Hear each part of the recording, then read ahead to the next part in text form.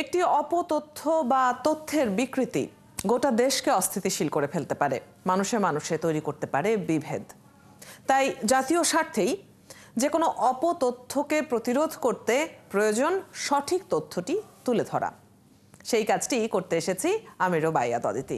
আপনাদেরকে আমন্ত্রণ জানাচ্ছি রিউমার চেক নিয়ে ৭১-এর নিয়মিত আয়োজন ফেক নিউজ স্ক্যানারে। দর্শক, আজ আরও ৫টি অপতথ্যের ফ্যাক্ট চেক করেছি আমরা। যথারীতি সবচেয়ে বেশি গুজব ছড়িয়েছে রাজনৈতিক এবং আন্তর্জাতিক অঙ্গন নিয়ে। এছাড়া গুরুত্বপূর্ণ ব্যক্তিকে টার্গেট করে অপতথ্য ছড়ানো কিংবা ধর্মীয় উস্কানি দিতেও গুজব ছড়িয়েছেন অনেকেই। চলুন শুরুতেই দেখে নেই কয়েকটি ফ্যাক্ট চেক। 18 ফেব্রুয়ারি দেশব্যাপী সকাল সন্ধ্যা হরতালের ডাক দিয়েছিল আওয়ামী লীগ। আমরা বাঙালি নামের ফেসবুক পেজ থেকে একটি ভিডিও ছড়িয়ে দিয়ে দাবি করা হয় হরতাল সমর্থনে আওয়ামী লীগের মশাল মিছিল। কিন্তু ফ্যাক্ট চেক করে জানা গেল এটি গত বছরের সেপ্টেম্বরে ঢাকা বিশ্ববিদ্যালয়ে সংখ্যালঘুদের আন্দোলনের ভিডিও, যাতে ডিজিটাল প্রযুক্তির সহায়তায় ভিন্ন অডিও যুক্ত করে ছড়িয়ে দেওয়া হয়েছে। সম্প্রতি সামাজিক যোগাযোগ মাধ্যমে জাতীয় দৈনিক ডেইলি স্টারের ওয়েবসাইটের আদলে তৈরি একটি ওয়েবসাইটের লিঙ্ক ছড়িয়ে পড়েছে, যেখানে দাবি করা হচ্ছে তথ্য ও সম্প্রচার মন্ত্রণালয়ের উপদেষ্টা নাহিদ ইসলাম একটি নতুন বিনিয়োগ প্ল্যাটফর্ম চালু করেছেন, যেখানে মাত্র ৩১,০০০ টাকা বিনিয়োগ করলেই প্রতি সপ্তাহে ১২ লাখ টাকা আয়ের নিশ্চয়তা পাওয়া যাবে। ফ্যাক্ট চেক করে জানা যায় দাবিটি ভিত্তিহীন। প্রকৃতপক্ষে ডেইলি স্টারের আদলে তৈরি একটি ভুয়া ওয়েবসাইটের মাধ্যমে নাহিদ ইসলাম সহ পরিচিত ব্যক্তিদের নাম ও ছবি ব্যবহার করে সাধারণ মানুষকে প্রতারণার ফাঁদে ফেলার উদ্দেশ্যে এই দাবি ছড়ানো হচ্ছে। ভারতের প্রধানমন্ত্রী নরেন্দ্র মোদী ফ্রান্স এবং যুক্তরাষ্ট্র দুই দেশের সফর শেষ করে ১৫ ফেব্রুয়ারি ভারতে ফিরেছেন। এরপর শেখ হাসিনা নরেন্দ্র মোদীর সাথে দেখা করতে গেছেন দাবিতে দুটি ছবি সামাজিক মাধ্যমে ছড়িয়ে পড়ে। অথচ অনুসন্ধানে জানা যায় যুক্তরাষ্ট্র সফর শেষে দেশে ফেরার পর শেখ হাসিনা মোদীর সাথে দেখা করতে যাওয়ার দাবিটি সঠিক নয়। যে ছবিটি শেয়ার করা হয়েছে সেটি মূলত পাকিস্তানের সাবেক প্রধানমন্ত্রী নওয়াজ শরীফ ও তার কন্যা মরিয়ম নওয়াজের ভিন্ন দুটি ঘটনার। ব্রেকিং, ধানমন্ডি ৩২ নম্বর থেকে পলাতক ৪ নেতার লাশ উদ্ধার, বিস্তারিত কমেন্টে। এমন একটি তথ্য সামাজিক যোগাযোগ মাধ্যমে ছড়িয়ে পড়েছে। একাধিক পেজ থেকে এগুলো ছড়িয়ে দেওয়া হয়। ফ্যাক্ট চেক করে জানা যায় ধানমন্ডি ৩২ নম্বর থেকে ৪ ব্যক্তির লাশ উদ্ধারের ঘটনাটি ২০২৪ সালের ৬ আগস্টের ঘটনা। এটাকে সাম্প্রতিক ঘটনা বলে চালিয়ে দেবার চেষ্টা চলেছে। বোরকা পরেও পালাতে ব্যর্থ নিষিদ্ধ সংগঠন ছাত্রলীগের এক কর্মী। চলছে অপারেশন ডেভিল হান্ট, এমন ক্যাপশনে একটি ভিডিও সামাজিক মাধ্যমে প্রচার করা হয়েছে বিভিন্ন পেজ থেকে।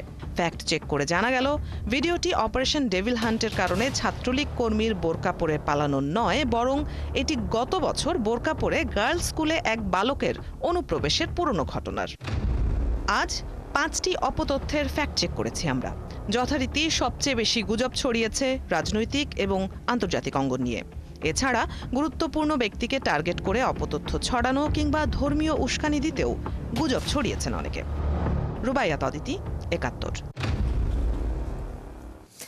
দর্শক, সামাজিক যোগাযোগ মাধ্যমে এমন অজস্র পোস্ট আমাদের চোখে পড়েছে। আমরা সবচেয়ে সংবেদনশীল কয়েকটি পয়েন্ট তুলে ধরার চেষ্টা করলাম রিপোর্টে। যেসব ব্যক্তি ও প্রতিষ্ঠান এসব তথ্য যাচাই করেছে তাদের একজন আমাদের সাথে আজকে আছেন। আর যুক্ত করে নিচ্ছি সিলেট শাহজালাল বিজ্ঞান প্রযুক্তি বিশ্ববিদ্যালয়ের সমাজ বিজ্ঞান বিভাগের অধ্যাপক ডক্টর আল আমিন এবং যেমনটি বলছিলাম যে ফ্যাক্ট চেকিং প্রতিষ্ঠান ফ্যাক্ট ওয়াচের ফ্যাক্ট চেকার রিদওয়ানুল ইসলাম আমাদের সাথে রয়েছেন। আপনাদের দুজনকেই স্বাগত জানাচ্ছি এবং ধন্যবাদ জানাচ্ছি আমাদের সাথে যুক্ত হবার জন্য। আমি ফ্যাক্ট চেকিংয়ের জায়গাটিতে আগে যেতে চাই। রিদওয়ানুল ইসলাম, আপনার কাছে প্রথম প্রশ্নটি রাখবো। সাধারণ ব্যবহারকারীদের জন্য বুঝতে পারাটা আরও কঠিন হয়ে উঠছে, কারণ আমরা অনেক সময় দেখছি ব্লু টিক আছে এমন আইডি থেকে গুজবগুলো ছড়ানো হচ্ছে, কিংবা গণমাধ্যমের যে লোগো সেগুলো ব্যবহার করা হচ্ছে। রিপোর্টে যেমনটি দেখছিলাম দ্য ডেইলি স্টারের ওপর সাধারণ মানুষরা ভরসা করতেই পারেন। তো গুজব ছড়ানোর ক্ষেত্রে এই যে এগুলো ব্যবহার করা হচ্ছে, এগুলো থেকে পরিত্রাণের উপায় কি? বুঝে ফেলার, ধরতে পারার উপায় কি সাধারণ মানুষের জন্য? আচ্ছা, প্রথমে হচ্ছে ব্লু ভেরিফাইড বা হচ্ছে টিক চিহ্নের বিষয়টাতে আসি। আমাদের মানুষের যারা সোশ্যাল মিডিয়া ইউজার তাদের হচ্ছে একটা সাধারণ ধারণা আছে হচ্ছে যদি পেজে ব্লু টিক থাকে বা অ্যাকাউন্টসে সেটা এক্স বা সাবেক টুইটার যেটা সেখানে যদি ব্লু টিক থাকে আমরা ধরে নিই সেটা হচ্ছে অথেন্টিক নিউজ সোর্স। কিন্তু আসলে এখন যেটা হয় যে টাকার বিনিময়ে এই ধরনের ব্লু টিক গুলা কিন্তু খুব সহজেই পাওয়া যায়। তো এইসব ক্ষেত্রে যেটা করা উচিত আমাদেরকে মানে দেখা মাত্রই আসলে বিশ্বাস না করা। মানে হচ্ছে আমাদের যারা সোশ্যাল মিডিয়া ইউজার তাদের আসলে এখন মানে আরেকটু বেশি সচেতন হওয়াটা জরুরি। আর দ্বিতীয়ত হচ্ছে আমি কোথাও একটা সেটা ভেরিফাইড পেজ হোক বা আনভেরিফাইড পেজ হোক যেখানেই হোক আমরা কোনো একটা তথ্য দেখলে সেই তথ্যটা আসলে কোনো মেইনস্ট্রিম মিডিয়াতে আসছে কিনা সেটা সেখানে একটু যাচাই করে দেখাটা খুব বেশি জরুরি। আরেকটা বিষয় হচ্ছে আমি দেখা মাত্রই শেয়ার না করা বা বিশ্বাস না করা। মানে এখন ইনফরমেশনের এত ওভারফ্লো যে চারিদিক থেকে এত ইনফরমেশন আসে মানে এখন হচ্ছে আপনাকে সচেতন হওয়া ছাড়া আসলে খুব আর দ্বিতীয় কোনো উপায় নেই আর কি।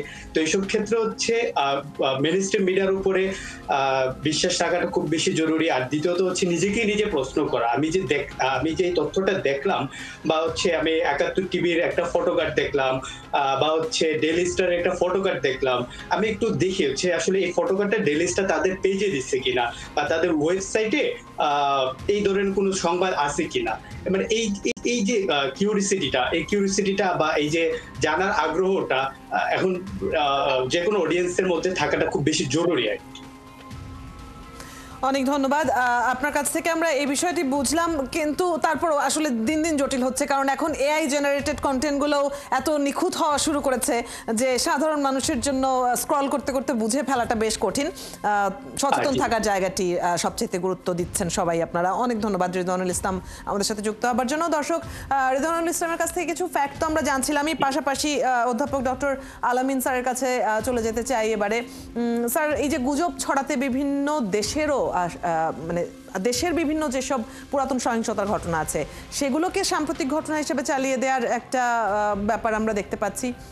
একই সাথে আন্তর্জাতিক অঙ্গনের খবরগুলোর অর্থ ইচ্ছামতো বদলে ফেলা হচ্ছে, সেখানেও পুরনো খবর কিংবা সাম্প্রতিক সময়কার খবর। রাষ্ট্রের কতটা ঝুঁকি এতে তৈরি হচ্ছে এবং রাষ্ট্রের করণীয় কি এক্ষেত্রে? সাধারণ মানুষের না হয় নিজস্ব একটা সচেতনতার জায়গা আছে। ধন্যবাদ আপনাকে। আপনি ঠিকই বলেছেন যে সাম্প্রতিক সময়ে আমরা দেখেছি যে আমাদের প্রতিবেশী একটা দেশ থেকেও প্রচুর পরিমাণে এরকম ফেক নিউজ এখানে চালু করা হচ্ছে, টেলিকাস্ট করা হচ্ছে। এটা ডেফিনেটলি বাংলাদেশ রাষ্ট্রের জন্য একটা একটা রিস্ক, এটা একটা পলিটিক্যাল রিস্ক। এগুলোর কতগুলো কারণ আছে। আমাদের প্রথমত বুঝতে হবে যে আসলে ফেক নিউজটা কি। ফেক নিউজ বলতে আসলে আমরা বুঝি, বাংলায় আমরা বলি ভুয়া নিউজ, এটা বানোয়াট, এটা জালিয়াতি করা। এটা আমেরিকান মিশিগান ইউনিভার্সিটি বলছে ফলস এবং ফ্যাব্রিকেটেড যে নিউজগুলো, যেটার কোনো বেস থাকে না, অথেন্টিক কোনো সোর্স থাকে না, এগুলোই ফেক নিউজ। এবং এই ফেক নিউজ এটাকে ইনফরমেশন ডিসঅর্ডারও বলা যেতে পারে। এটা বলা হয়ে থাকে ইনফরমেশন ভায়োলেন্স অনেক ক্ষেত্রে বলে। তাহলে এটা কি এই যে ফেক নিউজ, এটা মিস ইনফরমেশন থাকে, ডিস ইনফরমেশন থাকে, এটা একটা প্রপাগান্ডা প্লাস হোক্স থাকে। তাহলে এই যে ইনফরমেশন, এটা একটা ফলস ফ্যাব্রিকেটেড একটা নিউজ টেলিকাস্ট করা হয়। এটার পিছনে অনেকগুলো কারণ থাকে। আমরা যেটা লক্ষ্য করি, আমাদের সামাজিক একটা পরিবর্তন ঘটেছে। আপনি একটু আগেই বললেন যে এআই জেনারেটেড অনেক কিছু হয়েছে, কারণ টেকনোলজিক্যাল অ্যাডভান্সমেন্টের কারণে অনেক কিছু করা সম্ভব। এটার সাথে দুইটা জিনিস জড়িত থাকে। একটা হলো পলিটিক্যাল ইকোনমি। পলিটিক্যাল ইকোনমি দুই দিক থেকে এটা হতে পারে, একটা হলো ইন্টারন্যাশনাল লেভেলে আর একটা হলো লোকাল লেভেলে। ইন্টারন্যাশনাল লেভেলে যেমন আমরা দেখি যে আমাদের প্রতিবেশী দেশ একটা জায়গা থেকে প্রচুর পরিমাণে ইনফরমেশন ম্যানুফ্যাকচারিং করে এটা করা হয়, বাংলাদেশ রাষ্ট্রকে একদম আনস্টেবল করার মতো পর্যায়ে পৌঁছে গেছে। সিমিলারলি আমাদের লোকাল অনেক কন্টেন্ট ক্রিয়েটর আছে যারা বিজনেস পারপাসকে সামনে রেখে এই কাজগুলো করে থাকে। তাদের দুইটা কারণ এখানে থাকতে পারে যারা ইন্টারনাল। একটা হলো তাদের কেউ পলিটিক্যালি মোটিভেটেড হয়ে এই কাজটা করে, এট দ্য সেম টাইম তাদের ভিউজ বাড়ানো, তাদের যে কনজিউমার যে কনজিউমারের কাছে তাদের ভিউজটা বেশি হলে তাদের তো ইনকাম হয়। তাহলে এখানে ফাইন্যান্সিয়াল একটা উদ্দেশ্য তাদের আছে, প্লাস ইন্টারন্যাশনাল এবং লোকাল অনেকের মোটিভেটেড এটা আছে। আমরা জানি যে সাম্প্রতিক সময় বাংলাদেশে যে পরিবর্তনটা ঘটেছে, এর সাথে পরাজিত একটা দল আছে যারা এখন বিভিন্ন জায়গা থেকে যে কোনো ভাবেই হোক এই কাজটা তারা করবে।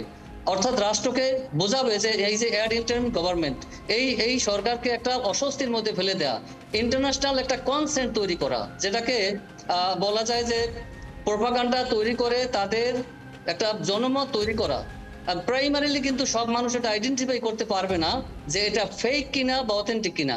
কারণ আমরা যারা একটু সচেতন মহল আছি, আমরা যেটা ভালোভাবে বুঝবো, সাধারণ মানুষ কিন্তু সেটা অত ভালোভাবে বুঝে না। প্রাইমারিলি তাদেরকে একটা কনভিন্স করতে পারে, কিন্তু এক্ষেত্রে আমরা দেখি যে বিভিন্ন রকম কন্টেন্ট তৈরি হয়। এই কন্টেন্ট গুলো অবশ্যই রাষ্ট্রের জন্য আপনি বলছিলেন দেশের ভেতরে কন্টেন্ট ক্রিয়েটরদের কিছু বানোয়াট এরকম ভিউ বাড়ানোর জন্য যে তারা তৈরি করছেন কন্টেন্ট, সেটা নিয়েও, অর্থাৎ যারা দর্শক হিসেবে দেখছেন তাদের সচেতনতার পাশাপাশি এরকম ভিউ বাড়ানোর জন্য যে গুজব ছড়ানোর একটা অপচেষ্টা কিংবা এক ধরনের টেন্ডেন্সি, সেখান থেকে বেরিয়ে আসার ক্ষেত্রেও সচেতনতার একটা প্রয়োজনীয়তা তো নিশ্চয়ই রয়েছে। অবশ্যই। আপনাকে অনেক ধন্যবাদ। সময় থাকলে হয়তো আমরা এই আলোচনাটা আর একটু লম্বা করতাম। দর্শক, সিলেট শাহজালাল বিজ্ঞান প্রযুক্তি বিশ্ববিদ্যালয়ের সমাজবিজ্ঞান বিভাগের অধ্যাপক ডক্টর আলামিনের সাথে কথা হচ্ছিল এতক্ষণ। আপনারা আছেন ফ্যাক্ট চেক নিয়ে, ৭১-এর নিয়মিত আয়োজন ফেক নিউজ স্ক্যানারে। রবি থেকে বৃহস্পতি সপ্তাহে ৫ দিন আমরা রিউমার দূর করতে হাজির হব ঠিক একই সময়ে। আপনারাও যুক্ত হতে পারেন। যে কোনো খবর যদি আপনাকে সংশয়ে ফেলে সেটির একটি স্ক্রিনশট আমাদেরকে মেইল করতে পারেন fns.71tv@gmail.com অথবা ফেসবুকে যোগাযোগ করুন www.facebook/fakenewsscanner। আমরা সেই তথ্যের ফ্যাক্ট চেক করে আপনাদের জানাবো।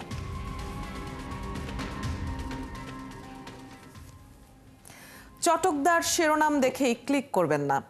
বিশ্বাস আর প্রতিক্রিয়া জানানোর আগে ফ্যাক্ট চেক করুন। থাকুন ৭১-এর সাথে।